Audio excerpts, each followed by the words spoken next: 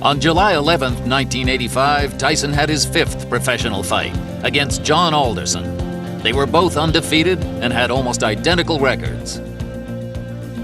Well, we're ready to get going for fighting here. Mike Tyson, Big John Alderson. Let's meet the officials that will be handling the fight at ringside and meet the combatants with our ring announcer, Michael Buffer.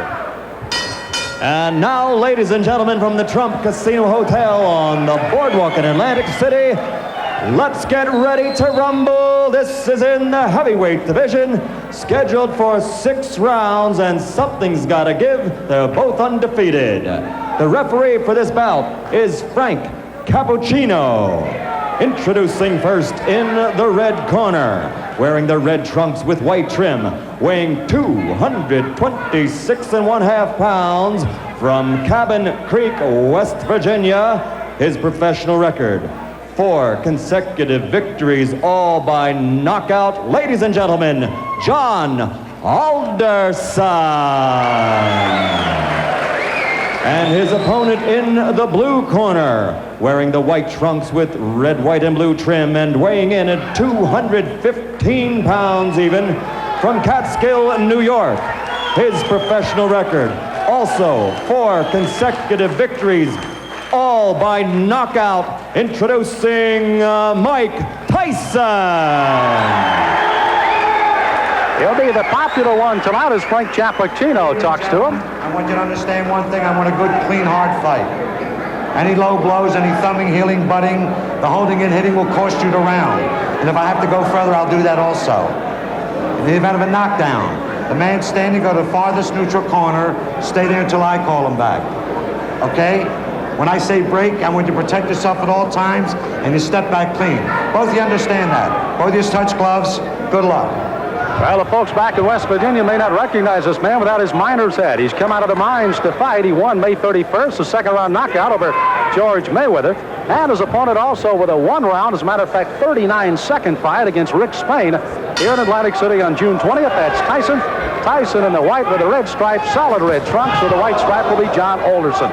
Alderson, a tremendous height advantage. Al, how much will that play a factor in tonight's fight? Well, he has got to keep Tyson off him. Use the jab, the straight right hand. And Mike Tyson gets inside very effectively. It's one of the things he does. So, and he'll go to the body once he gets there. So I don't know if the height in itself will be a big edge for Alderson. Alderson said if he does get inside, look for me to tie him up. I'm not going to try to rumble with him in there. I don't blame him. So Frank Cappuccino will have a busy night tonight, and this 6-rounder may not last very long with the kind of shots there. A left hook right to the face that time of Alderson. That was a strange punch, but Tyson is so powerful, no matter how he delivers those punches, they hurt. Boy, every punch Tyson throws is meant to knock you out. Now, as he gets on against tough competition, the question is, when he comes in like this, will he get nailed with counter shots? That's really what Alderson wants to do. Tyson, you heard documented, of course, the young man fighting very well, amateur, 25-2, a boxing historian, reads book after book of boxing and watches all historic films of the greats.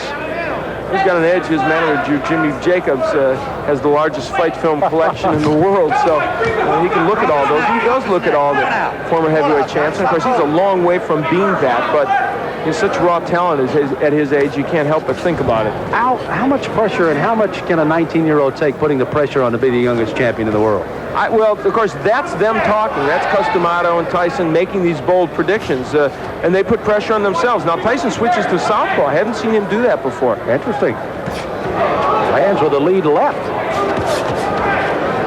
Alderson is already bleeding from the nose, and I think that was from the very first left hand. Tyson, you can see almost like a bull as he just chases Alderson around the ring. Big John said he had to get off first tonight. He has got to use those long arms to his advantage. He has not been able to do so far in round 1. You know, when Tyson switches to southpaw, I think that's the clue for Alderson with that long reach and height to throw the straight right hand. I would just let that punch go. Alderson, a very good amateur record, 154-12. Took 3 years off from boxing, however. Worked in the mines in West Virginia. They started the laying off down there, and he went back into the boxing ring. And here he is at 4-0 with 4 knockouts. And already he's had a rugged first round. For Alderson, I think the key, he has got to throw that jab and follow with the straight right. Has done that only once and did land the right, although it didn't hurt Tyson. There it is. Now that right missed, but if he keeps doing that, he's going to give Mike Tyson something to think about as he comes in. There it is again, and he landed the right. At least to keep him from lunging at him with the big hands that he's throwing so far. That's exactly right, Sam. So the closing seconds of round number 1. Mike Tyson, the shorter of the two, against Big John Alderson. Mike Tyson delivers punches often in a very awkward fashion. Look at this left hand. That was a jab, but boy, he was off balance when he threw it. Still had a lot of power against Alderson. This is round number 2 of a scheduled 6-rounder heavyweights. Mike Tyson in the white trunks, Big John Alderson in the red. Alderson hailing from Cabin Creek, West Virginia, the home of the great basketball player, former Los Angeles Laker Jerry West. Alderson, as a matter of fact, plays basketball and softball just to stay in shape right now. I'd take him as the center of my ball club. Yeah, I think so. Muscle underneath. Now, Tyson, they told him to go to the body, and he's trying to do that in this round. But Mike hasn't been that busy when he gets on the inside. Good uppercut by Tyson. Alderson, you saw there, tried to lead in with a left jab and a right hand, but left himself wide open for the ducking Mike Tyson as he went right underneath. Mike Tyson doesn't wear any socks. I don't remember seeing a fighter in a long time that doesn't wear any socks. Or if he does, they're so short they don't even peek out over his shoes. I don't know what that's apropos of. It's the first time I've ever seen it, and it's kind of odd.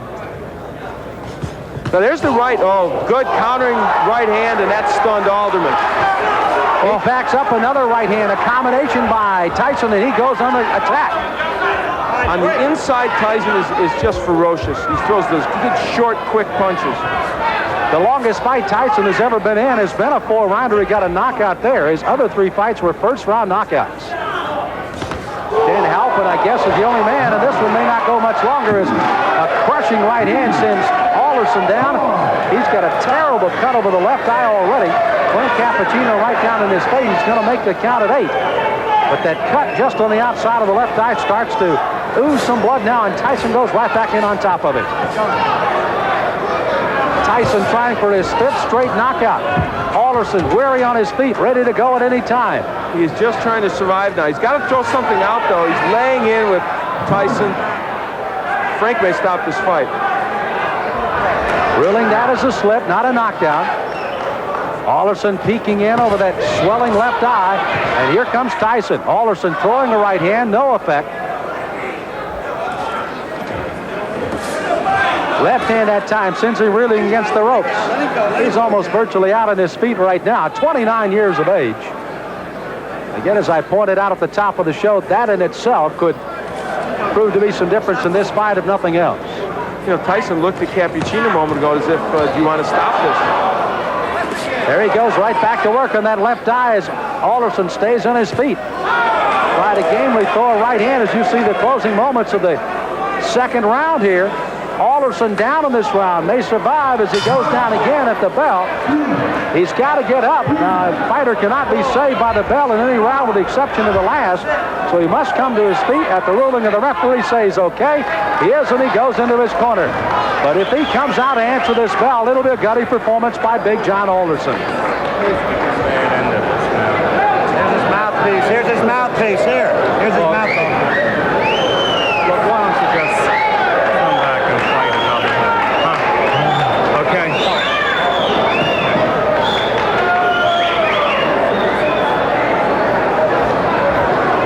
So you heard the suggestion of the doctors leaning in. Why don't you just come back and fight another day? Frank Cappuccino has not given us a word yet that this one is over, but he may very shortly here. John, church is out. The fight's over.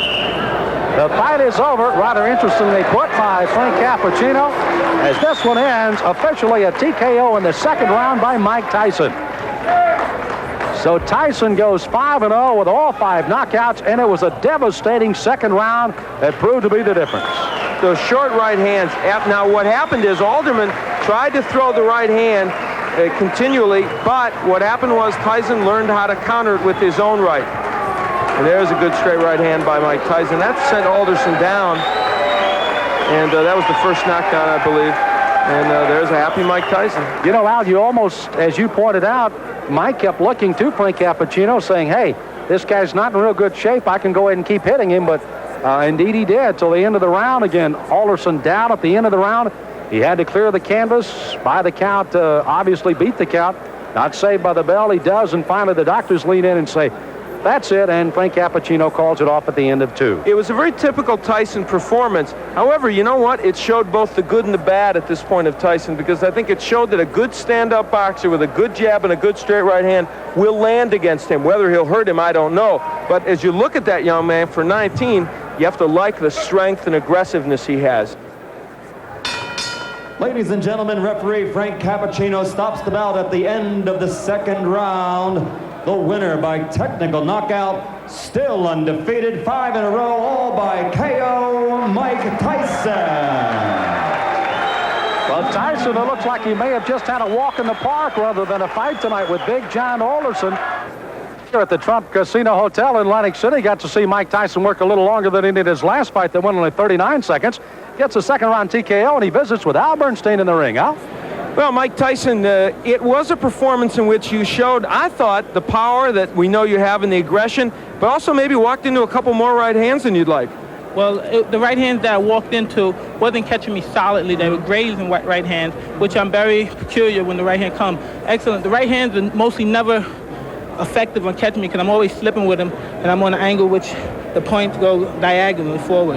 Okay, let's take a look at the last knockdown when you sent him down, and you can comment on it for us. Well, it's rolling a little bit in our monitor, but basically you really had a lot of power and you were nailing him with short punches. I was nailing with punches because I saw he was more accepted to the right hand because he was leaning on his right hand side, and he's more acceptable to right hand. I felt a little funny. I wasn't right. I wasn't the Mike Tyson that you saw earlier in the past because of the star buildup. It was a little intimidating. Is all that getting to you a bit? Now, you've placed a lot of pressure on yourself. You and Customato, he's stated flatly he thinks you're going to be the youngest heavyweight champion, the greatest heavyweight champion. What does all that do to your mental frame of mind? Well, I don't look at it that way because deep inside, when I'm not involved with boxing, I'm just a 19-year-old kid. And when I'm in the ring, then that's when I take care of business. Today was more difficult, a rugged performance because of the man's height, and he wasn't there to fight. He was there to try to last. He wasn't there really to fight, and he was running, and it made it more difficult because he was only there to survive. All right, well, Mike, congratulations. You got the win. That's the key. Excuse me, I would like to say happy birthday to my friend Diane Irvis. God bless you, and hope to have many more birthdays. All right, you gave her a little birthday present.